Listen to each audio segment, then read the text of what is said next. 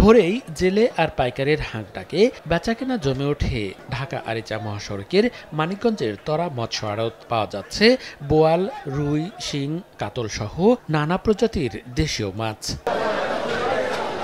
পদ্মা, যমুনা, ইছামতি, কালীগঙ্গা ও ধলেশ্বরী নদী এবং খালবিলে বর্ষার পানি আসলেও জেলেদের জালে ধরা পড়ছে কম। সরবরাহ কমায় সপ্তাহ ব্যবধানে মাছের দর কেজিতে বেড়েছে ২৫ টাকা পর্যন্ত।